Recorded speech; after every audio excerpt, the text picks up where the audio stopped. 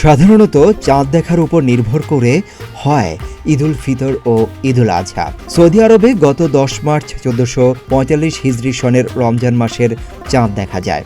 11 March থেকে শুরু হয় রোজা। গত 10 এপ্রিল দেশটিতে পালিত হয়েছে পবিত্র ঈদুল ফিতর।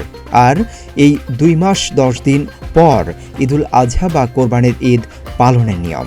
সৌদি আরবের চাঁদ দেখা কমিটির ঘোষণা অনুযায়ী এবার কোরবানির ঈদ হতে পারে 10 জিলহজ বা 16 জুন। এ তথ্য জানিয়েছে বিবিসি। মধ্যপ্রাচ্যের দেশগুলোতে ঈদ অনুষ্ঠিত হওয়ার পরদিন বাংলাদেশে ঈদ উদযাপন করা হয়। সেই হিসেবে আগামী 17 জুন বাংলাদেশে ঈদুল আজহা অনুষ্ঠিত হতে পারে। তবে চাঁদ দেখার উপর নির্ভর করে তারিখে পরিবর্তন হতে পারে। পবিত্র ঈদুল আজহায় আর্থিক সামর্থ্যবান মুসল্লিরা মক্কায় হজ পালন করেন। এদিন তারা পবিত্র হজের বিভিন্ন আনুষ্ঠানিকতা সম্পন্ন করেন।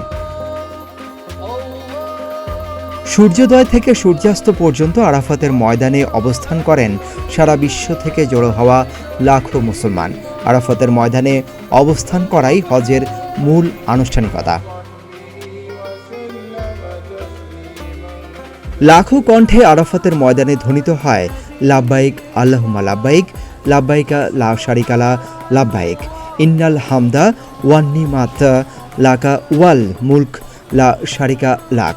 অর্থাৎ, আমি হাজির হে আল্লাহ, আমি হাজির, তোমার কোনো শরিক নেই, সব প্রশংসা ও নিয়ামত শুধু তোমারই, সব সাম্রাজ্য তোমার। পবিত্র হজ মহান আল্লাহর একটি বিশেষ বিধান।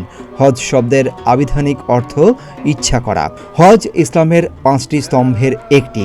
আর্থিক ও শারীরিকভাবে সামর্থ্যবান সব মুসলমান পুরুষ ও নারীর উপর হজ ফরজ। জিলহজ মাসের নির্দিষ্ট দিনে, মূলত 9 জিলহজ, হজের নিয়তসহ ইহরাম পরিধান করে আরাফাতের ময়দানে অবস্থান করা এবং পবিত্র কাবা শরীফ তাওয়াফ করা হজ। হজের দিন বা আরাফাতের দিন রোজা পালন, ইবাদত বন্দিগি করা মুমিন মুসলমানের একান্ত দায়িত্ব ও কর্তব্য। এদিনে আল্লাহর মেহমানরা আরাফাতের ময়দানে মহান আল্লাহর কাছে গুনাহ মাফ ও নানান আবেদন নিয়ে হাজির হন। মহান আল্লাহ এই দিনটিতে আবেদনকারীর সব আবেদন পূরণ করে নেন এবং তাদের ক্ষমা করে দেন।